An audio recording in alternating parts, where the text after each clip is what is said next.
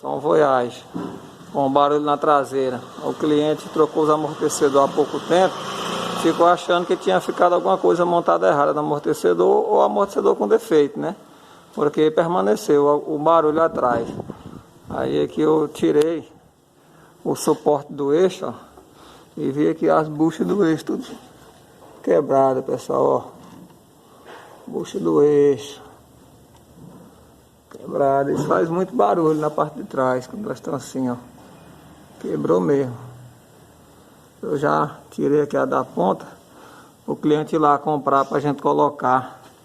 Agora trocando isso aqui, vai ficar zerado. Puxando do eixo traseiro, quebra demais, aí fica batendo. Aí o pessoal sempre pensa que é amortecedor ou o kit do amortecedor, e às vezes é só essa bucha quebrada, viu? E é isso aí, pessoal. Se inscreva no canal e ativa o sininho aí, pessoal, das notificações. Valeu!